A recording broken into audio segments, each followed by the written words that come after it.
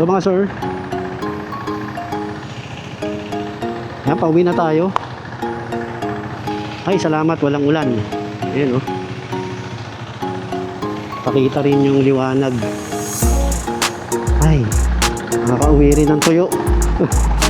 Ayan, daily bike natin, CRC 390. Ayan, tingnan natin. Ano bang pakiramdam ng daily bike ang isang sub-sub na sports 400cc. Let's go. Ayusin lang natin itong mirror. Okay, let's go.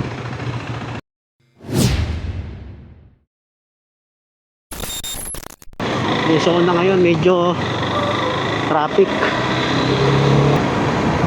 Hindi naman tayo affected, Pasig tayo eh, pero kahit na hindi mo masabi. Siyempre magre-reroute yung mga ibang papunta sa QC. May mga saradong ano eh, may mga saradong daan yung sa Sandigan. Ay, medyo madilim. Nako, tinabi ko yung kapote ko. Ayan oh. Bale, bilisan na lang natin. Ligo na akong ligo.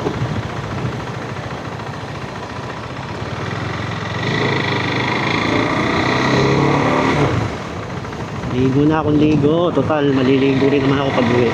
Kaya lang, basa. Basa yung damit, sapatos. Pag ganyan kasi na umuulan, yung pauwi na ako, hindi na ako tumitigil eh. Pag ano, kunyari inaabot ako, pag pauwi na, hindi ko na tinitigilan. Ganun, lalo ka lang matatagalan eh.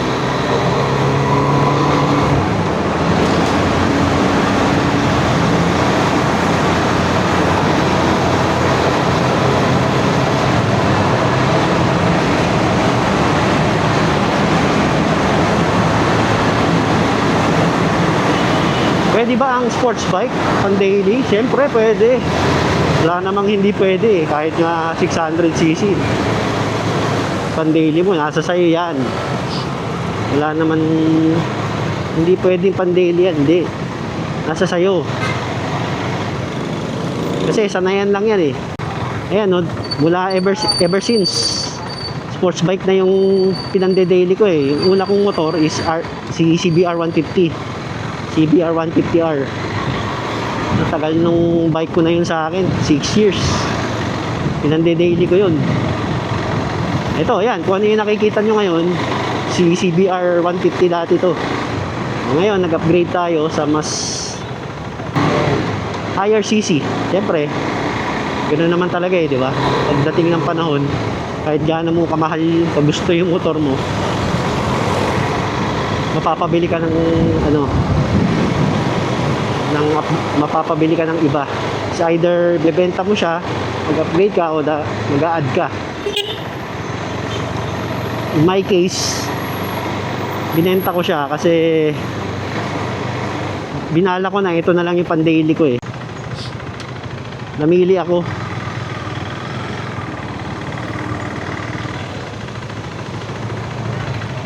Namili ako na kung ano ba yung pwede kong ipang daily na 400cc na expressway. Ay nako. Oh my good Lord. Ay nako. Ayan, basa na.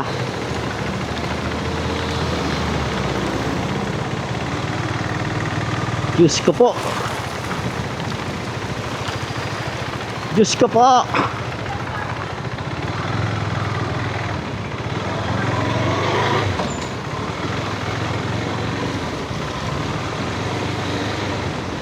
Milin lang tayo. Ang araw kanina, paglabas ko. Kakaputi pa ba ako? Di na. Tanggalin ko na lang tong ano, yung gloves ko.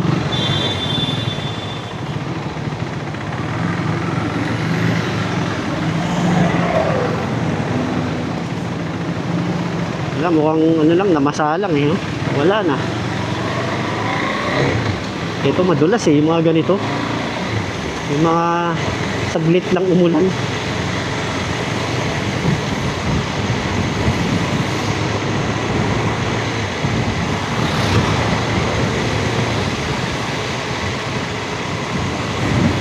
Yung una, ang bala ko talaga is sports bike. Kasi galing nga akong sports bike eh. So, para sa akin, hindi na ganun ka laki ng adjustment. Kasi nag-sports bike na tayo eh. So, ang magiging adjustment ko na lang is yung bigat. Kasi same ergonomics eh. Yung bigat tsaka yung laki.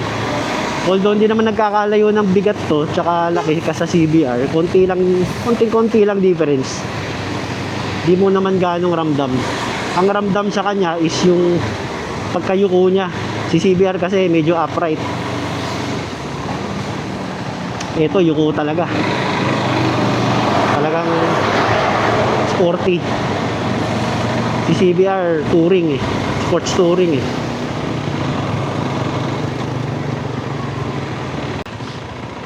Yun, nung bumili ako ng, sa mga hindi nakakaalam, nung kumuha ako ng motor, talagang sports bike yung binala ko. Tapos gusto ko expressway legal. So yun, may mga pinagpilian ako. Ang nag-end up na pinagpipilian ko, ang original na gusto ko pala is yung CBR 500. Kasi galing tayo sa Honda eh. Yun ang una nating motor eh. Kaya lang mahal, hindi ko kaya. 389 siya nun eh. So naghanap ako ng alternative. Gusto ko rin sana, kalalabas lang nun si Ninja 500. Kaya lang medyo mahal din. Kumbaga mas mura lang siya ng konti sa CBR. Parang 353 siya nun. Tapos si CBR 379. So konti lang difference. Sabi ko, budget ko lang mga 320 o 300 hanggat maaari. Mga ganong presyuhan lang. Mahirap, masyadong mahal eh. Tsaka ang hinahanap ko yung kaya kong ipang daily, yung magaang, medyo tipid sa gas. Ayun. Kaya nag-end up ako na mamili sa Ninja 400 tsaka actually si Ninja 400 talaga yung binalak ko. Nakita ko kasi siya, nag-sale siya from 342 noon nung last year. Last year ko nabili to eh. Nag-sale siya from 342 to 295. Grabe no. 295. Laki ng price drop. So, yun na sana yung pipiliin ko. Kaya lang, pagtingin ko sa bike, pag dun sa Bike Fest, nakita ko to, 265. Sabi ko, mas mura. 295, 265, medyo malaki difference. Tsaka fan din ako ng KTM eh. Napag-isip ako, ano kaya ito o yung Ninja? Twin cylinder na yun, di ba? Parehas naman ng modelo to na 2018, 2019. So walang pinagkaiba, sabay naman silang lumabas. Tapos nag Holy Week noon kasi Bike Fest yun eh. Tapos after nung yung IR Holy Week, ayun, nagsara, di ba? Doon sa Holy Week nag-isip ako. Ninja 400, 295 o RC 390. 265. Tapos nung parang naglilin ako sa Ninja 400 na. Konti na lang eh. Kumbaga 30k. Medyo malaki-laki pero sige, sabi kong ganun. Total budget ko naman 300. Puta nung nag-open. Yung nag-open uli yung ano, yung mga shop after Holy Week. After a week. Ginawang 205 to. Yes, 205k. Ito si RC 390 205. Di ba? Sabi ko, ay wala na.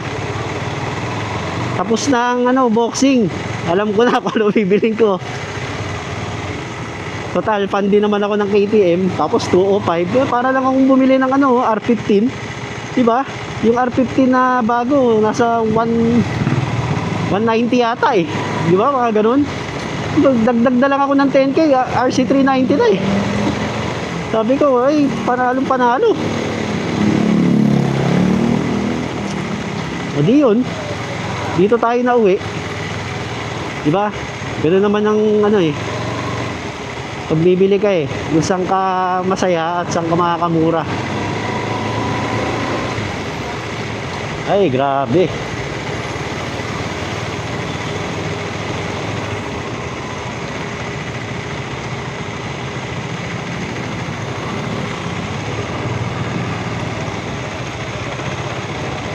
Oh my God.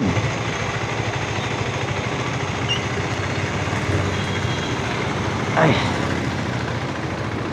Lupin natin to. Lupin natin ang ating side mirror.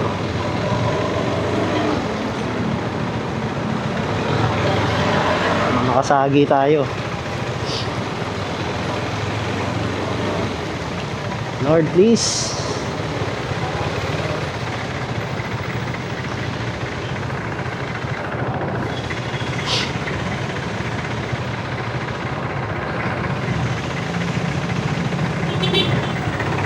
Ay, hangin. Medyo mahangin. Ito ang pangit sa sports. Ito yung challenge sa sports bike pag mahangin eh. Nadadala ka kasi gawa ng fairing. Yung fairing niya. Wait lang, tayo. Yung fairing niya tinutulak.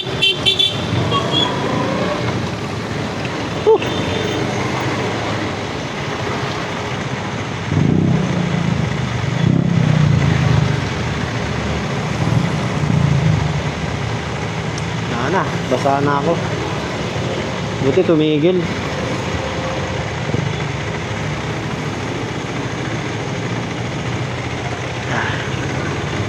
Kasya yan. Katiklop tong side mirror natin. O diba? Sports bike, pang daily. Yan. O, balik side mirror. Balik ka.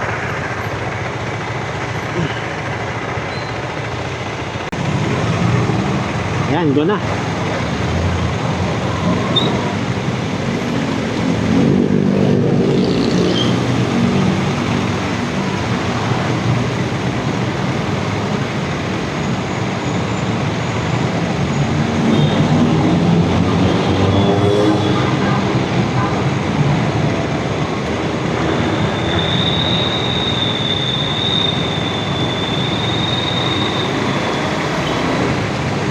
Daanan tayo, madulas.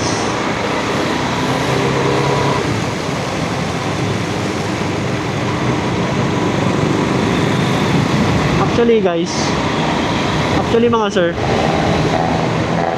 para sa akin itong mga 400cc na range, ito yung perfect pan daily. Kasi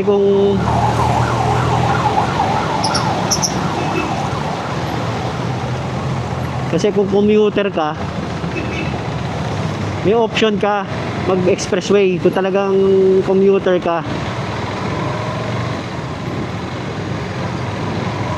hindi mo masabi kung saan ka dadaan eh. Kasi may times na parang may, kunyari, sobrang traffic, may alternate ka na madadaanan, expressway.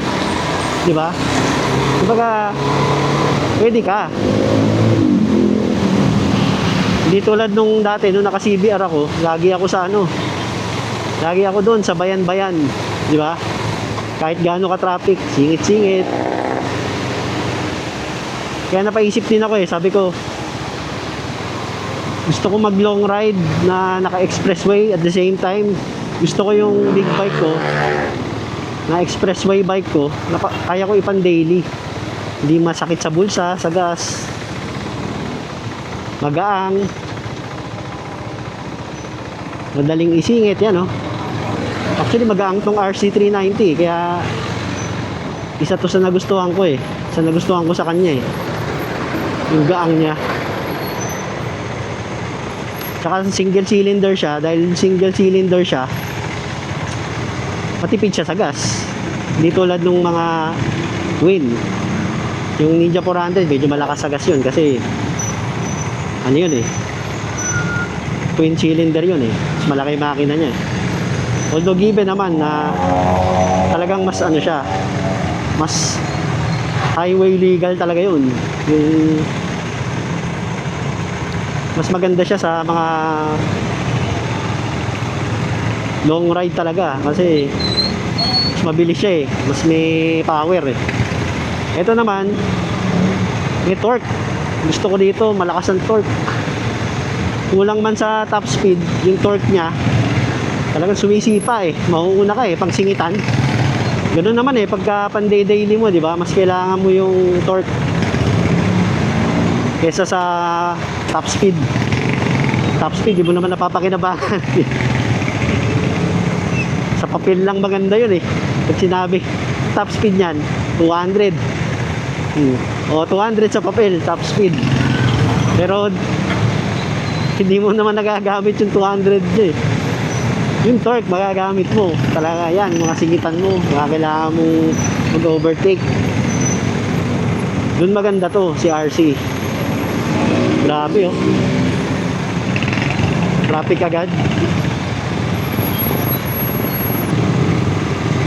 Yan na maganda pag nag-umpisa ka sa sport, hindi mo makukumpara sa scooter kasi pag nag-umpisa ka sa scooter, makukumpara mo sakit sa likod.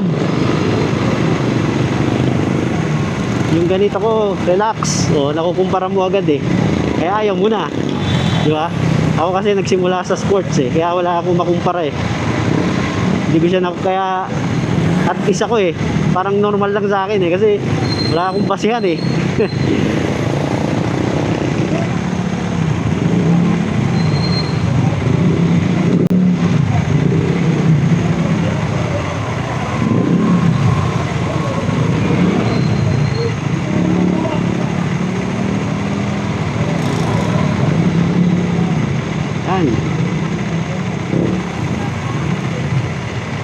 daily bike, daily rider tayo daily rider. Pinande-daily natin tong motor natin, yung sports bike na to. Wala na ako ibang motor mga sir, as in ito lang.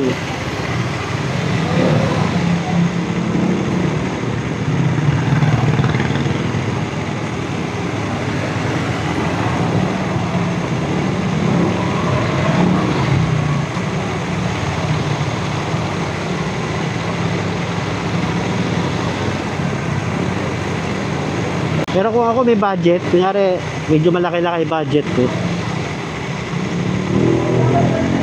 baka nabili ko si CBR 500 Kung meron ako na 400k budget, pambili ng pan-daily. Grabe, mahal ng pan-daily mo. 400k. Wala Fanatic tayo ng sports bike. O diba?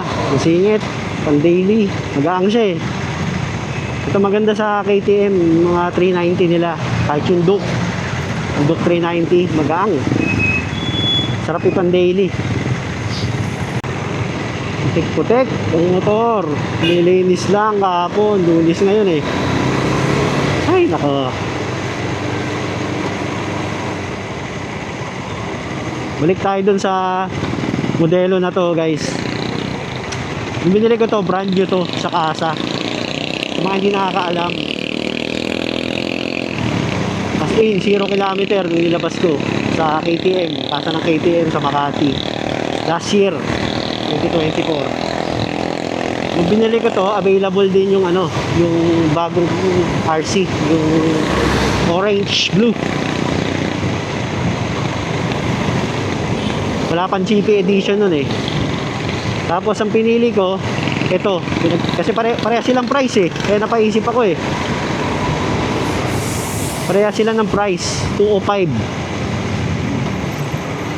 Sabi ko, doon na kaya ako sa bago. 205 din eh. Kaya lang, mas nangibabaw yung ano eh. Mas nangibabaw yung pagka gusto ko sa itsura nito eh. Over doon eh. Diba, ganun naman tayo pag bumibili. Tinitignan natin yung ano eh, overall look. Kahit gaano pa kabago yan na latest model, kung mas nagagandahan ka dun sa luma eh. Talagang dun ka mauuwi eh. Pareha sila ng price guys, 205 naka-sale. Ang pinili ko ito. Hindi naman ako nagsisi kasi gandang-ganda ako sa kanya eh. Hindi ako nagsasawan tignan siya eh. Ayan, hanggang dito na lang guys. Like and subscribe para dumami pa yung mga subscribers natin. Leave a like. Magandang hapon sa inyo. See you next vlog. Peace out. God bless. Oops.